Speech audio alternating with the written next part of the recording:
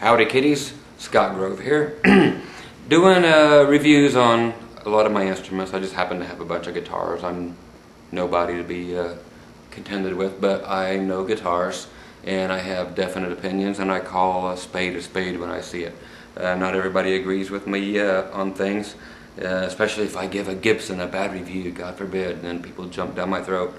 You know, hey, bad ones roll off the line, good ones come off the line of every company out there. You know, I've got some great Gibsons, I got some Gibsons that suck.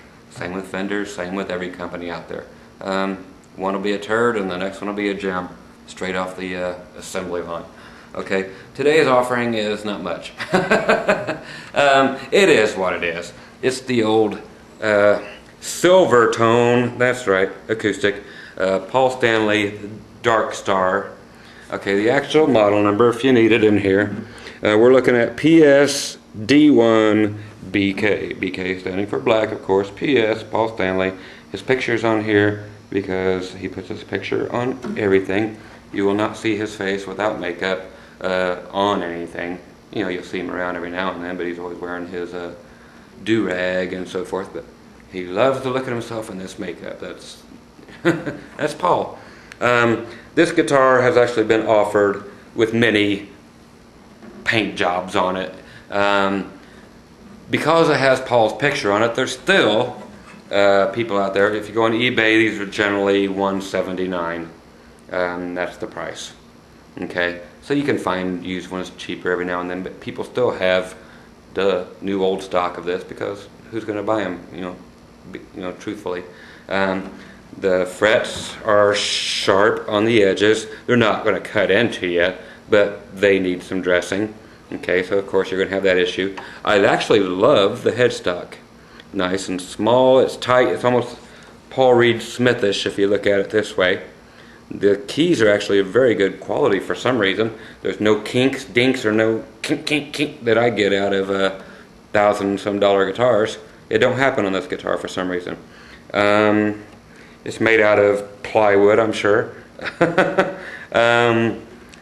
Like I said, they did the whole, Silvertone did the whole NASCAR series with Jimmy Johnson and everybody else is on them, and blew them out for like $59.99 for the same guitar, just a different, different paint job. That's all it is. It's actually a decal. You know how they do it. Nobody paints these things anymore. They do it. They don't use real flame maple tops. They just put the photos under there and then spray paint over it and cover up the seams. Same thing here. So it's not paint. That's just a decal underneath there. So there you go. That's it. There's nothing to tell you about this guitar other than how it plays and how it sounds.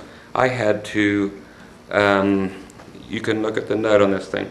It is almost all the way down to nothing. I had to file 3/4 of it off on the nut. And the bridge, I'm sorry. I haven't been awake long, haven't had my Wheaties yet. So the bridge, I don't do edits either.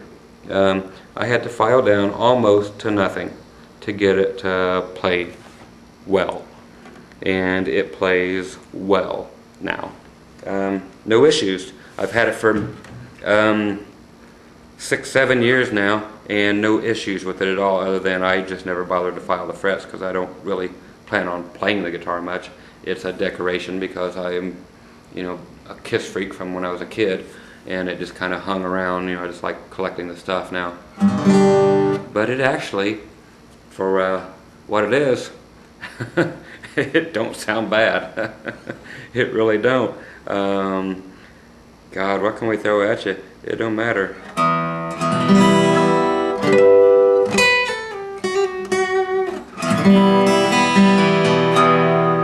Not a lot of bottom end. It sounds.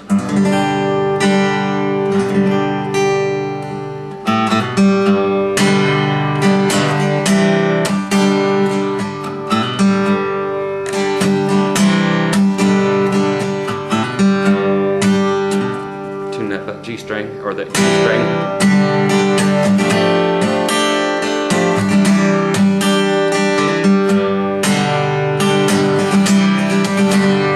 It sounds like a much more expensive guitar. It feels like a Walmart toy. It's built like one, but somehow it still holds up. I don't understand it. I don't care to understand it, but again, you have to do some work to these things, or I had to do work to this one. So straight out of the box, I mean, it's flawless finish. So all poly finishes are. You get to the nitro finishes, everybody wants to pay big money for. They just fall off and chip or just fade away in a matter of 2 seconds, and and the finishes are horrible. I'm talking about Gibson. Yes, they don't make a guitar with a good finish on it, but these things, man, shiny as a mirror. As you can tell, hey, there's you, there's the camera, there's half my house, there's the other half. Okay, but actually, for the money, if you know how to do setup work, no tweaking of the neck was needed. Just had to file down with what I use, a little Dremel tool underneath the bottom of that thing, and sanded the bottom of the bridge saddle down, like I said, about 3/4 of what it was, and just do it little by little, put it back in, put 1 string or 2 strings on, and keep checking it, and it'll get there. And it's not letting up, it's not separating anywhere.